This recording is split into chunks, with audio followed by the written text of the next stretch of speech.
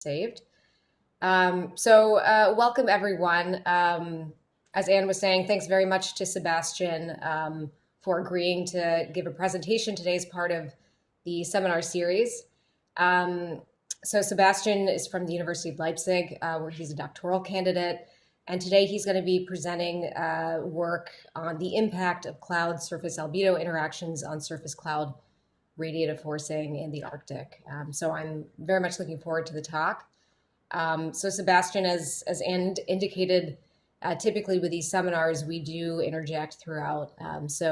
No need for you to monitor the chat, but I'll be paying attention to any questions there. So if people do have a question, you don't have to write it in the chat, but just indicate that you want to say something and I'll unmute you. And again, we're recording, so if people can't attend today, just let me know, and we're going to have that video posted within about 1 to 2 weeks. And so with that, Sebastian, feel free to start. Yeah, thanks a lot for the introduction. And also thanks to Anne for this invitation here again for the seminar. And as you already said, I'm going to present something about the impact of cloud surface albedo interactions on the surface cloud radiative forcing in the Arctic.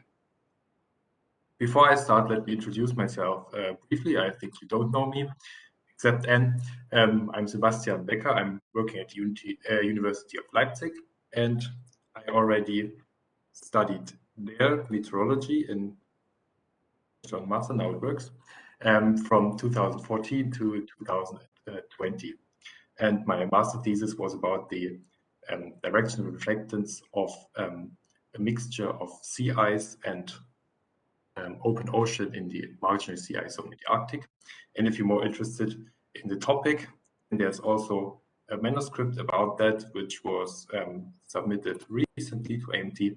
And if you follow this link, you can get some, you can read it if you want to. And since 2020, I'm a PhD student at the University of Leipzig, and I'm also part of the AC3 project, which is a large German research project focusing on Arctic amplification. And there I'm part of the sub-project AO3, which has the impact of clouds on radiative and turbulent fluxes in the atmospheric boundary layer as topic. And my part there is radiative energy budget. More information about the project can be found here if you are interested in what we are doing in our project. As I said, I'm working at the University of Leipzig and specifically there at the Institute for Meteorology. If you want to have more information about our institute, you can again follow this link here. And our institute consists of 5 research groups, and I am part there of the atmospheric radiation group. Let me tell you about something about what we are doing. So first of all, here you can see a few faces of people working in our group. Maybe Anne, you remember some faces. And what are we doing? We are investigating the role of clouds and surface properties in Arctic amplification. And if you look at the sketch here, it nicely summarizes our research work. We have here the clouds and different surface types, for instance. And we focus on the impact of clouds on the radiative energy budget, indicated here by the sun and by the cloud, and also remote sensing of cloud microphysical and also surface properties. And for that, we use different platforms, mostly airborne. One of them is the high altitude Halo aircraft from the German Space Center, DLR. And then we also have the polar aircraft from the Alfred Wegener Institute, the Helmholtz Center for Polar and Marine Research. And some measurements are also done with tethered balloon. And every one of us use data from at least one of these platforms here. My work is related to first 2 points, of course, the Arctic amplification, since I'm part of a AC3 project, and of course the impact of clouds on the radiative energy budget. So far the short introduction about my working environment. And now I will come to the scientific part. After a short motivation, I will introduce to you the impacts that clouds can have on the surface albedo, so the cloud surface albedo interactions. And in the second part of the talk, I will focus on the cloud radiative forcing and show you which impact also these interactions have on the cloud radiative forcing of the surface in the Arctic. So let's start with the motivation. In this figure here, you can see a latitudinal distribution of the temperature anomaly with respect to a reference period of 1951 to 1980. And you can see here in the recent years, we have these very dark reddish colors in the northern high latitudes, so in the Arctic, which are much larger than the red colors for the rest of the globe. And that's what is referred to as Arctic amplification. The Arctic is warming 2 to 3 times faster than the rest of the globe, and a part of this warming results from a positive radiative energy budget. So the irradiance is changing, and the surface gains energy. In the solar part, in the shortwave, we have the illumination by the sun, where part is reflected, and over the very bright sea ice surfaces, relatively large part of this incident radiation is reflected.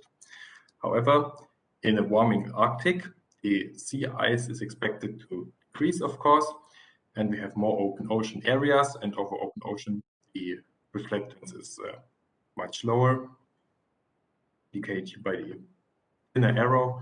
So we have more absorption in the ocean, which leads to warming of the surface. Dark feedback, which works in the terrestrial, can only partly compensate that, since it radiates more radiation away from the surface in a warm climate.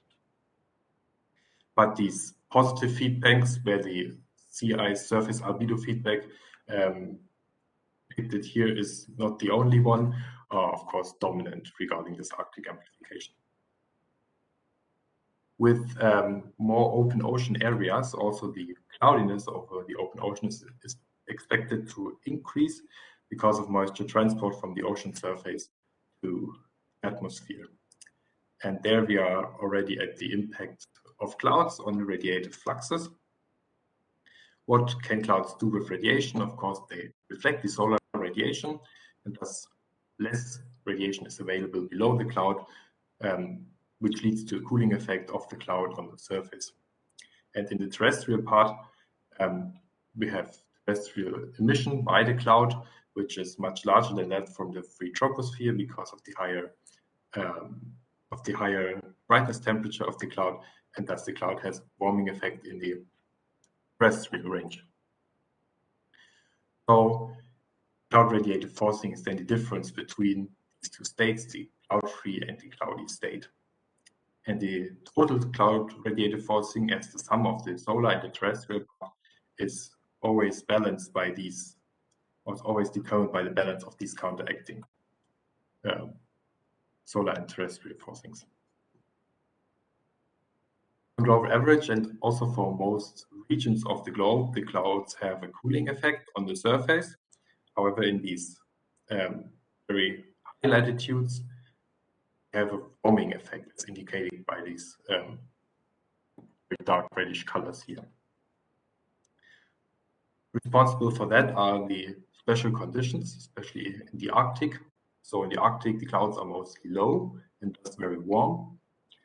And additionally, they reside often inside a temperature inversion and are even warmer than the surface. And sea ice areas have a high surface albedo, which limits the potential of the cloud to have a cooling effect on the surface, since most of the radiation is reflected at the sea ice anyway. But as we know, in a warmer climate, the sea ice, of course, decreases. So this effect becomes less important. Last but not least, during polar night, we don't have the sun and no cooling effect of the solar radiation, so only the terrestrial warming remains. The warming, of course, is not uniform throughout the Arctic, but there are some variabilities, both with regard to the surface type. So over open ocean and sea ice, the effect of the cloud is different, and also some seasonal variability, since for instance, the solar zenith angle, the sea ice extent, and also the atmospheric conditions will change with different seasons, and this has an impact on the cloud radiative forcing. Furthermore, clouds can change the atmospheric conditions. However, this would need some time to adapt due to the forcing of the cloud. And what acts instantaneously is the change of the surface albedo due to the presence of the cloud. And since that also feeds back on the cloud radiative forcing, I include that in my analysis. And there we are already at the second point here, the cloud surface albedo interaction. So how does this work that the clouds can impact the surface albedo? For that, let's start with the spectral albedo, and let me introduce two quantities which are important for that. First one is the bidirectional reflectance distribution function, BRDF, which describes which portion of the radiance incident from only one single direction is reflected into all of the reflection directions of the upper hemisphere as radiance. And this is quantified in unit of the radiant.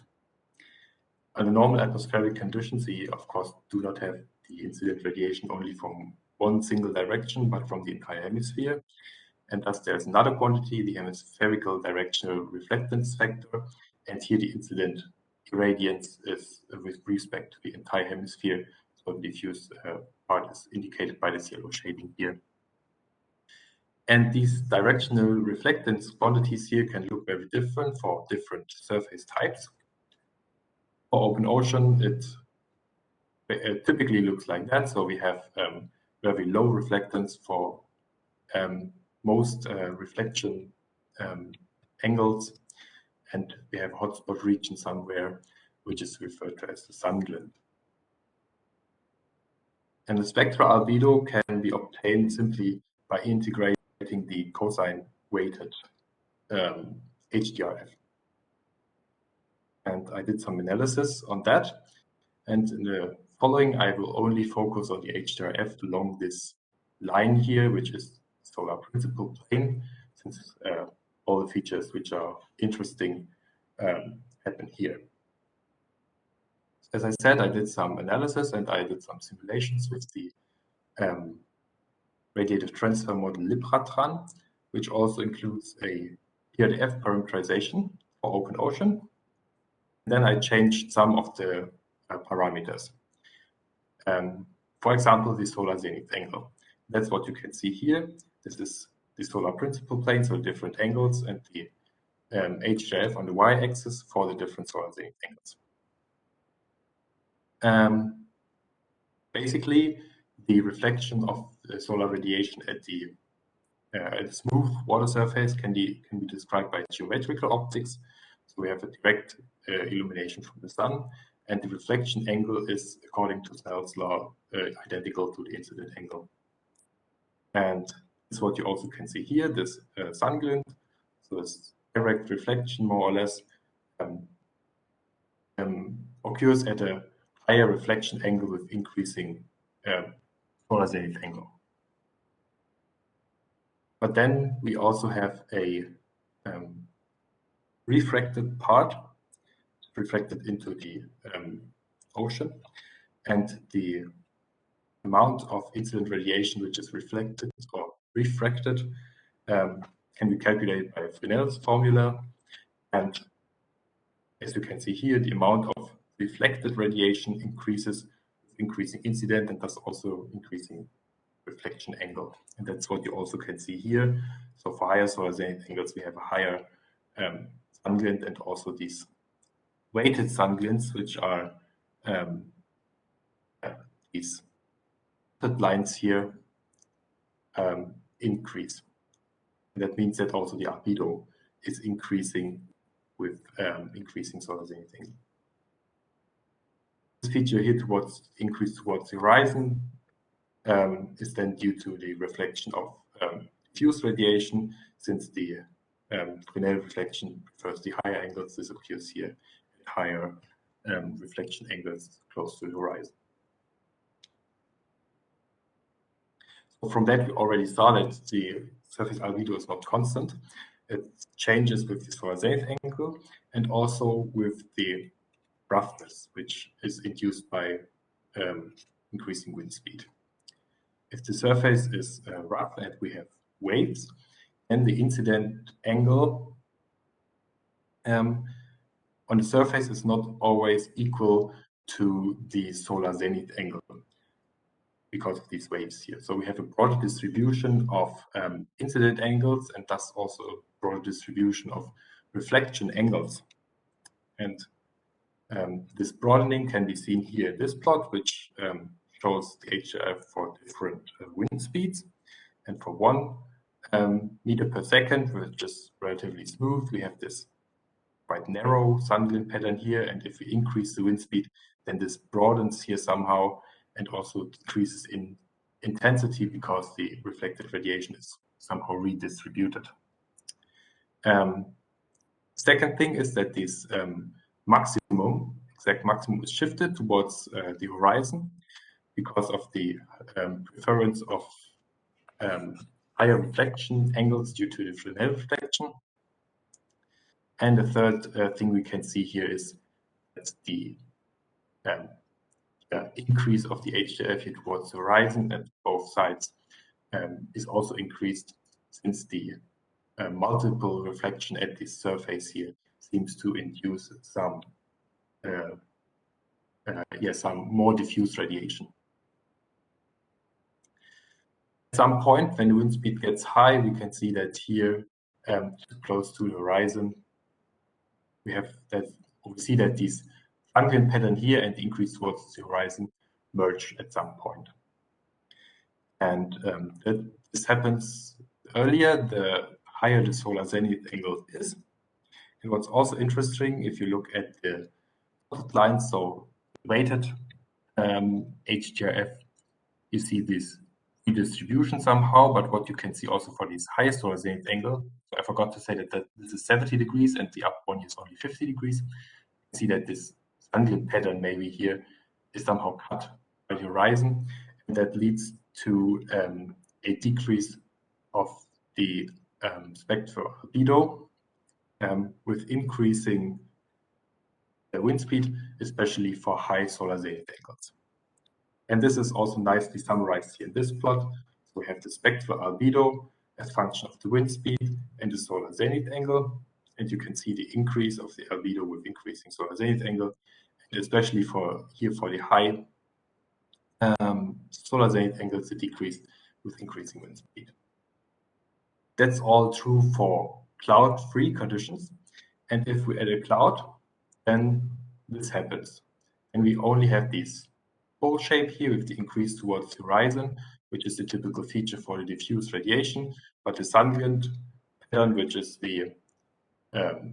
typical for direct radiation, is absent here. And this pattern looks almost identical for all wind speeds and all solar zenith angles I looked at, and this can be seen here. So everything is turquoise like color, so there's not much variability. And this, of course, leads to a difference between the albedo in cloudy and in cloud-free conditions, what you can see nicely here in this plot, and especially for very high solar zenith angles and low wind speeds, you have a much higher albedo in cloud-free conditions compared to cloudy conditions. But this spectral albedo, which I showed you here, is of course actually only half of the truth, because the broadband albedo is always somehow a weighted mean of the spectral albedo weighted by spectral downward irradiances. So there are two effects: the change of the spectral albedo and also the spectral weighting can change, which is important, especially when the spectral albedo is quite different for different spectral regions. For the open ocean, you can see the spectral albedo as lines. For cloud-free and cloudy or diffuse conditions, you see the decrease. And you can also see that this albedo is more or less constant throughout the spectrum. And the downward irradiance is plotted here as this shading, gradient, right? And especially if this albedo is not constant throughout the spectrum, we have this weighting effect, which is important. So this can be described by looking at the transmittance through the cloud. So in the visible range, for instance, for the open ocean, about 54% of the downward radiation are transmitted to the cloud, while in the near infrared it's only about 38%, which means that these spectral albedos here in the visible are weighted slightly higher than in the near infrared if we have cloudy conditions compared to cloud-free ones. But as I said, for open ocean, this is not important because the albedo is more or less constant. But that's different for sea ice. For sea ice, we have large differences between the albedo in the visible and in the near infrared range. Again, these lines here are the albedo, and the attenuated ones are the diffuse albedos for different snow properties, and the shadings are the spectral downward irradiance. If you look at the green and the gray one, you see that in the visible, about 80% are transmitted, while in the near infrared it's only 20%, and that is more drastic than for the open ocean. And that means that these already high albedos in the visible are weighted much higher than the low albedo in the near infrared. And even though the albedo, spectral albedo, is decreasing both visible and near infrared, this higher weighting of the high albedos causes that the broadband albedo is increasing in cloudy conditions compared to cloud-free ones for sea ice surfaces mostly. Yeah, I think that was already quite a bit what I told you, and I had prepared a short summary of that topic already. So we learned that the surface albedo is not a constant surface property. Yeah, it's more an optical scattering or reflection property of the surface, which always depends on illumination geometry. And this illumination geometry can be changed by the clouds because we don't have then direct illumination anymore. And this illumination change can change the spectral albedo, which is more important for open ocean. And clouds can also impact the spectral distribution of the downward irradiance. And yeah, this spectral weighting effect is then more important for the sea ice because of the large albedo difference in different spectral regions.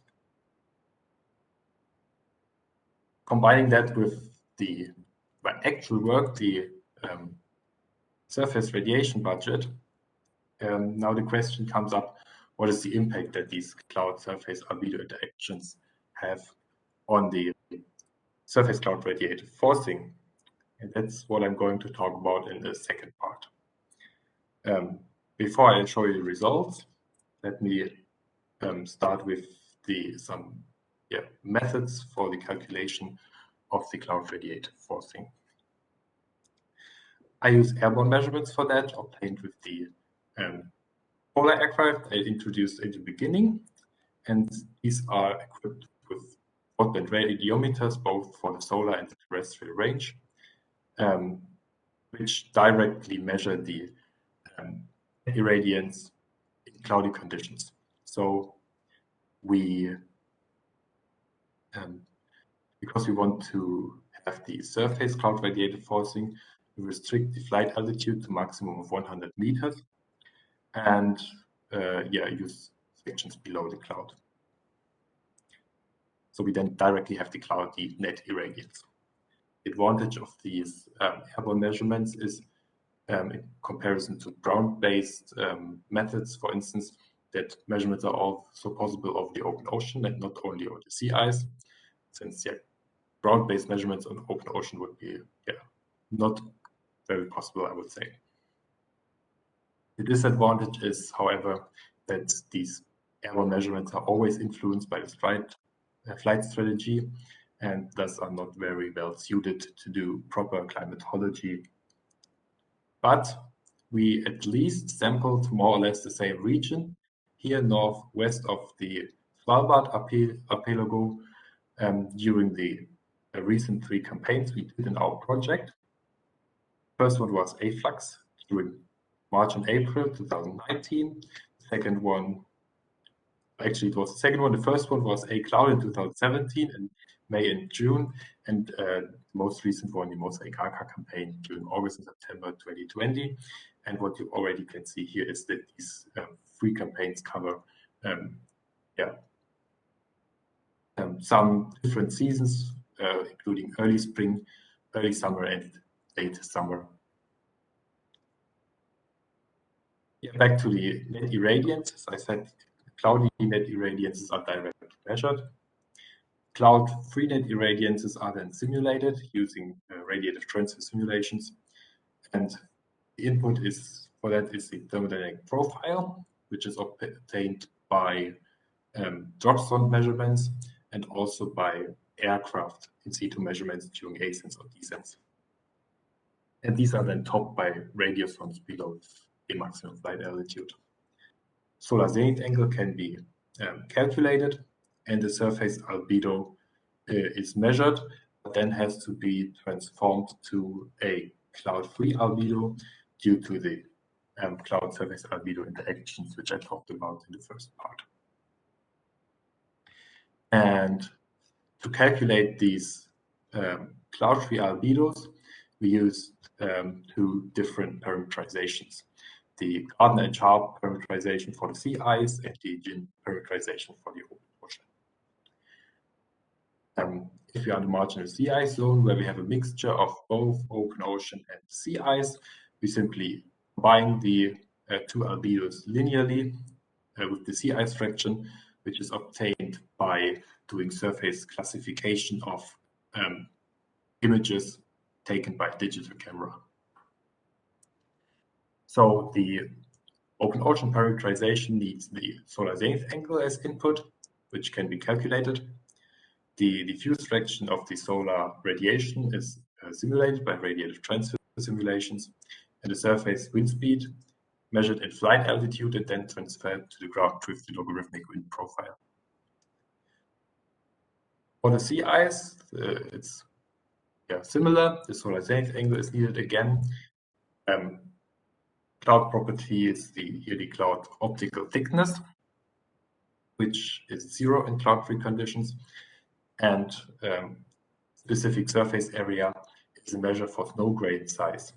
But this quantity is unknown, but there's a trick how that can be obtained, and by applying this parameterization here backwards. So we simply insert the measured albedo in cloudy conditions and the optical thickness of the cloud obtained by the solar transmissivity, and then we can get the specific surface area out of that and can use this parameterization. I already talked a lot about changing albedos and so, and here again we have a plot showing the broadband albedo now as a function of cloudiness. So here for open ocean, it's the diffuse fraction of the downward solar irradiance. The more we go to the right, the more cloudy it gets. And you can see here for 2 different solar zenith angles, the albedo, broadband albedo for 3 different wind speeds. 60 degree is typical for the A cloud campaign, and the solar zenith angle of 75 degrees is typical for the other 2 campaigns. For the 60 degree, you can see these lines here at the bottom.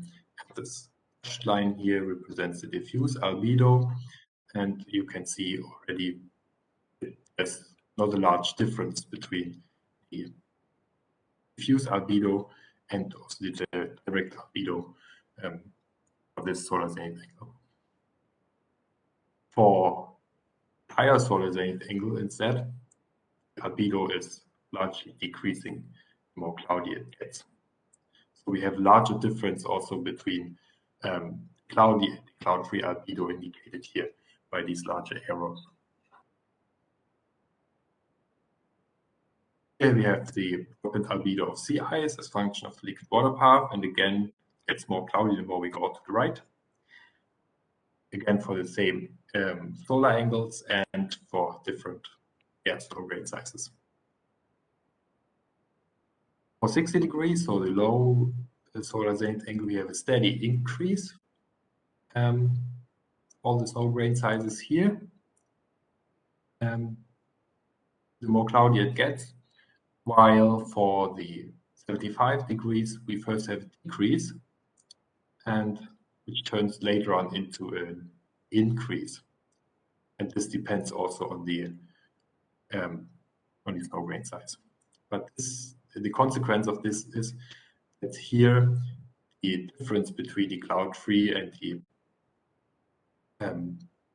the cloud-free albedo, which is indicated here by the dashed line, and the cloudy albedo is higher for the low solar zenith angle compared to this higher solar zenith angle, which is in contrast to the case of open ocean. Now we're at the point where we can look at the cloud radiative forcing and the impact of the interactions on it. So the cloud surface albedo interaction, of course, only affect the solar cloud radiative forcing, and that's what I want to start with. Here you can see a two-dimensional frequency distribution of the solar cloud radiative forcing, a function of the measured surface albedo, the A cloud campaign. And you see 4 modes. Upper ones are located at a forcing around 0, so they represent cloud-free conditions, while the other 2 here represent cloudy conditions, and in the solar, of course, they are negative, so there's cooling. Left modes at low albedos are, of course, open ocean, and the right ones cases over sea ice. And what you can already see here is the difference, much larger cooling effect of the cloud over open ocean and over sea ice. And this difference between the surface types is, of course, driven by the surface albedo. This is true neglecting the cloud surface albedo interactions. If we include them, the distribution looks like that. And we can see that one of the modes, this cloudy sea ice mode here, is shifted towards a larger cooling. That's simply because of the lower albedo in cloud-free conditions. So this mode is shifted here. Looking at another campaign, which was A-flux, March and April, we see again the 4 modes, more or less. And first thing which is obvious is that cooling for both the sea ice, but especially for the open ocean here, is much lower compared to the A-cloud campaign, which is, of course, the effect of the different solar zenith angle. So the higher solar zenith angle limits the cooling effect. So the differences between these 2 are driven by the solar zenith angle differences during these campaigns. If we compare these 2 figures here, they look quite similar, and we can't really see a difference due to the cloud surface albedo interactions. From the solar zenith angle, we would have expected that the open ocean mode shifts somehow because the cloudy and cloud-free albedo are quite different for these solar zenith angles, as we saw earlier. But during afflux, there was a lot of cases with with some surface fog below the aircraft, and this seems to have increased the measured albedo already, and that's the difference between the measured cloudy albedo and the cloud-free albedo is not that obvious anymore here. I forgot to say that there's also, of course, a diurnal cycle of the solar zenith angle, but since all of the flights during the campaigns were during solar noon or around solar noon, the solar zenith angle didn't change much within one campaign. And the last campaign we had was the ARCA campaign in late summer. Here we can only see 3 modes. The fourth one, the cloud-free sea ice mode, is missing due to lacks of observations under these conditions. The range of the forcing is similar to that observed during afflux because of the similar solar zenith angles. And here we actually can see that the cloudy open ocean mode is shifted now towards less cooling because of the higher surface albedo in cloud-free conditions.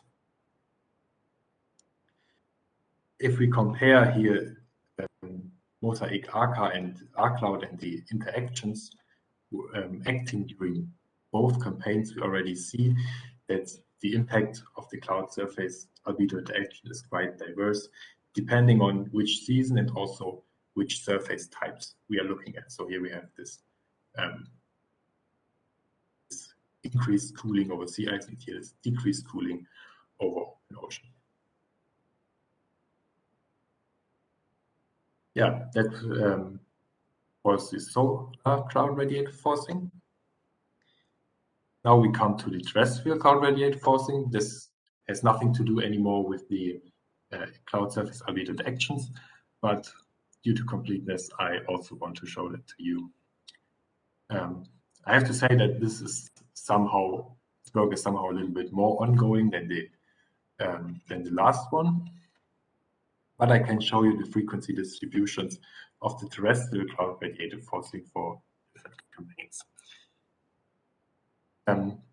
These different colors here represent the different surface types, and we can see 2 modes. The first one here on 0, cloud-free mode, and the second one here at positive cloud radiative forcing values, of course, because we have warming in the terrestrial. During afflux, we see slightly higher frequency of low terrestrial cloud radiative forcing values, which can be either due to colder temperatures or to thinner clouds over the sea ice. And this is also be seen in the mean cloud radiative forcing value for the sea ice surface, indicated here by the dotted green line.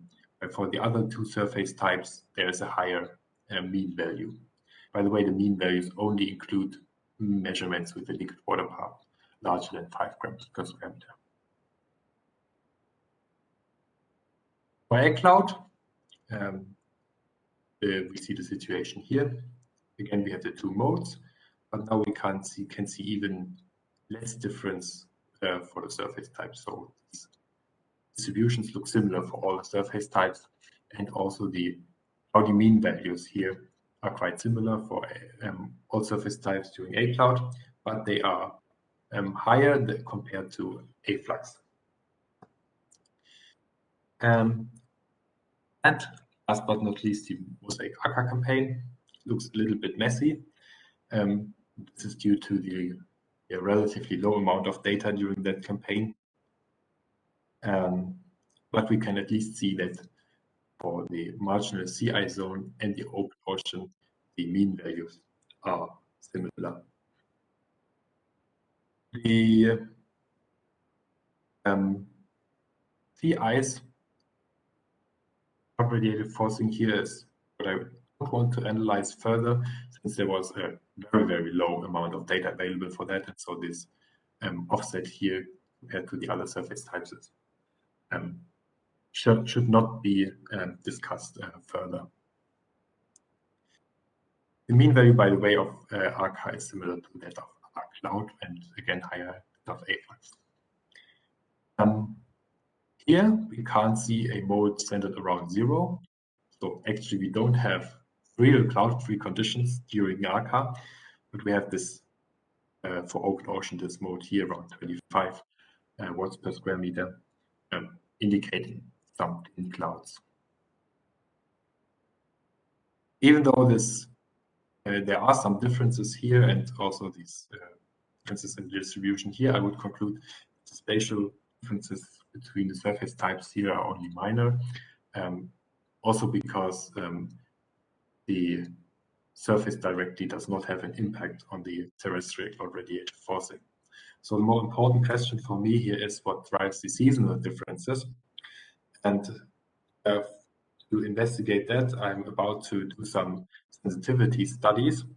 I already found that the seasonal differences in liquid water path, so differences between the campaign, is not responsible for the difference in cloud radiative forcing between the campaigns. Atmospheric growth or the different atmospheric profiles are not a reason either, even though I thought that this higher forcing must be because of higher temperatures during the campaign, which increase the cloud radiative forcing. But with increased temperature, also the humidity, the absolute humidity is increased for constant relative humidity, which counteracts the temperature effect, the broadband cloud radiative forcing. So what also could be a reason is that the cloud altitude and the exact brightness temperature is different during the 3 campaigns. Yeah, as I said, that's a little bit ongoing, and that's what I have to look at in the future. So to see whether the cloud now has warming or cooling effect to the surface, it's not sufficient to look at these solar and terrestrial forcings individually. We need to combine them to the total cloud radiative forcing. And in this plot here, you can see the terrestrial forcing on the y-axis and the solar forcing on the x-axis. And this dashed line here represents the 0 line. So along this line, we don't have a cloud radiative forcing, so the total is 0. We have 3 modes. This one here, located at 0 terrestrial and 0 solar, so represents cloud-free conditions. And these 2 others at positive terrestrial values. First one here has low solar cloud radiative forcing values representing the sea ice mode, and the other one with larger cooling represents then the open ocean mode. And from that you can see that here during a cloud we have a clear cooling effect of the cloud over the open ocean, while over the sea ice the clouds seem to warm the surface mostly. Again, that's through neglecting the interactions. If we include them, then we see the shift of the sea ice mode again towards larger cooling, and then this mode shifts here on the line basically, so the effect of the clouds over sea ice becomes neutral. And that's what already was found by Hannes Staff, which was my ancestor in the project, and he mostly analyzed the A-cloud data. Looking at the A-flux data in so next campaign, we have again the 3 modes, but now again we have the weaker cooling effect of the cloud, the solar, and here, regardless of including or neglecting the interactions, we have a clear warming effect over the sea ice and still a cooling effect over the open ocean. And for the Mosaic ARCA campaign, again, due to the low amount of data, it looks a little bit messy. But what we can see is the shift of the open ocean mode again to less cooling, but still, regardless of taking into account the interactions or not, we have the cooling effect over the open ocean, while over the marginal sea ice zone, which are these little modes here, we have a slight cooling. And again, we see that we have zero terrestrial forcing. We only have around here this mode of the thin clouds, which seem to be mostly transparent to solar radiation, so we don't have solar cloud radiative forcing, but they have a warming effect on the in the terrestrial, and thus also a total warming effect, even though they are over ocean. So from that, we can see that the seasonal differences of the total cloud radiative forcing or the seasonal cycle is mostly dominated by the seasonal cycle of the solar cloud radiative forcing, since the total, it's the terrestrial cloud radiative forcing has less variability. However, the exact sign of the forcing, so if we have warming or cooling, is still determined by the balance of the two. So now I'm at the end of my talk. So let me briefly summarize what I told you. So we learned that surface albedo is not a constant property. There are interactions between cloud and the surface albedo because the illumination and the spectral distribution is changed by the presence of cloud. And for sea ice, over sea ice surfaces, this means that the cloud-free albedo is increasing, which is especially important in early summer.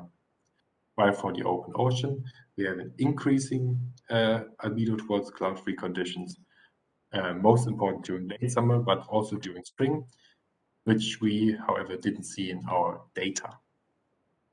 And then we looked at the surface cloud radiative forcing as the difference between the cloudy and the cloud-free net irradiance, which is always determined by the balance between the solar cooling and the terrestrial warming. On annual Arctic average, we have a warming effect, which is, however, not uniform. So we found that over open ocean, there's mostly cooling effect due to the clouds, regardless of season, and a warming effect over sea ice, which, however, can be also neutralized due to the cloud surface albedo interactions. And from this different signs of the forcing over the different surfaces, you can already see that regarding a larger area, also the sea ice friction has an impact on the seasonal cycle of the cloud radiative forcing. And last but not least, the modification of the cloud radiative forcing by the cloud surface albedo interactions, as I showed you. Here the main message is that the impact of the cloud surface albedo interactions on the cloud radiative forcing is very different, depending on what surface type and what season we are looking at. Yeah, and with that, I'm at the end. And I want to thank you for your attention. Great. Thank you very much, Sebastian. That was a really nice talk. So at this point, I'm going to turn it over to questions. I didn't notice anything in the chat, but I'm not sure if Anne or others have questions they'd like. I see someone clapping here. Thank you. Yeah, Sebastian, that was fantastic. I have a question, but I want to see if anyone else does first. Since my question is maybe a little naive, I was wondering if you could talk about the positive solar forcings. If you go back a couple slides, and are those real, and should we think of those as something that happens when you're kind of on the edge of like sun glint angles, and then you add diffuse radiation and you get into a more reflective space? Let's see, if you look at your forcing, your total forcings, where you showed 0, it was maybe a couple slides further. Yeah, I know what you mean. You also can see that here that we also have positive forcing in the solar. It seems to be restricted to to very few cases only. I neglected this in the analysis. This mode here can also be slightly positive, which is the cloud-free mode due to the difference between the observation and the cloud-free observation and cloud-free simulation, and also some 3D effects or horizontal photon transport and stuff like that can have an impact on this, and maybe that's also included here. And if we look at, I think that's what you mean, right? Yes, it's exactly the values to the right, like in the left-hand plots, we see some values. So you think those, does that mean that they aren't really real? Um, They're yeah, artifacts? I think they could be real because sometimes if we have, these are very thin clouds, or maybe they're also broken clouds, and sometimes it's the case that in broken clouds the actual radiation that hits the ground, so the solar radiation is higher than if we wouldn't have had the cloud. So actually we can have this positive cloud radiative forcing also in the solar. That's possible. Yeah. So on a clear sky day, for instance, if it's clear sky and then maybe somehow you have some broken clouds, we oscillates around this clear sky curve, and somehow you also have some positive values. And that I could imagine that this was Okay. also the case sometimes here. Okay, great. Maybe Shanghai wanted to say something too? Yeah, yeah, I'm John. Hi, it's a nice talk.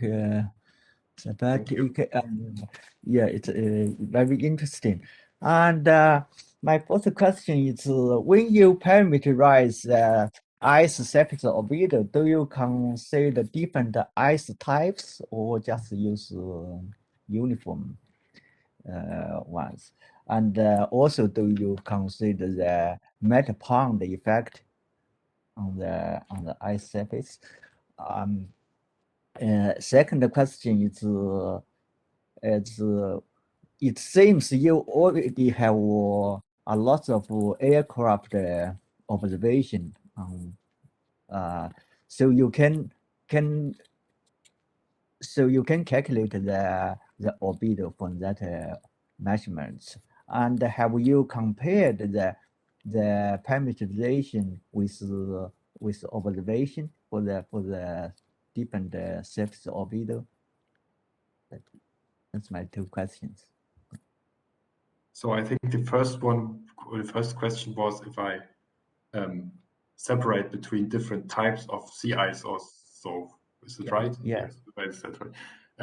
Actually not. I only use this one parameterization, which is valid for snow or sea ice, and the sea ice is mostly, in our observations, mostly snow covered.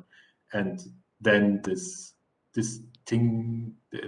distinguishing comes from the different snow grain sizes, which is a parameter needed for the parameterization. And as I told you, I get that from inverting first the parameterization to get the specific surface area, and then applying it again in forward mode to get the actual cloud-free surface albedo. And what was, I think I forgot already the second question again. Maybe you can repeat that. Okay. The first question, I still have one. Some question on the first one. So it's so you don't consider the ice types. So even for the first year ice and the melting ice, and you still using the basically use the snow albedo, right? It's basically it's snow albedo. Mostly it's snow covered. Yeah, sometimes it's also melting or spare ice, but yeah, I think the parameterization is somehow also valid for sea ice, and then the specific surface area parameter, which is a measure for snow grain size, can be applied somehow also for the ice. And since this is the parameter I even retrieve and then only use the retrieved value, I think that doesn't have a big impact if specific surface area, which is actually unknown, is retrieved for bare ice for the snow grained ice. But I would have to look up that to be very precise. And yeah, of course, melting ice and melt ponds especially can cause some differences and some errors, of course, to this parameterization. But so far as I know, there's not a good melt point parameterization which can also resolve these differences for the cloudy and the cloud-free albedo. So I could not include that. Okay. So, okay. Yeah, the second question I just said is, you already have lots of aircraft measurements of up and downward fluxes. So have you compared your parameterized albedo with your observational data? Oh yeah, no, not so far, not. I mean, for the sea ice, it's not really possible because I use the measured albedo to calculate firstly the specific surface area. For open ocean, it would be possible, but I didn't look at that. And for the clear sky cases, yeah, I mean there are some clear sky cases that could also be done, but no, I haven't done that so far. For open oceans, that's already a lot. It's already validated the parameterizations. But for sea ice, it's not. That's not. The validation is not that many. So, yeah. So I'm wondering. So, you already have the observation data. Why not compare with your parameterization? Yeah. I mean, maybe for open ocean that would be good, but I think for sea ice, that's, yeah, because of this method, it's a little bit complicated. So not everything is known there. Sorry, I'm trying to follow this as someone not so expert. Sebastian and Zhanghai, so are you asking about the use of surface measurements to validate? Is that the issue?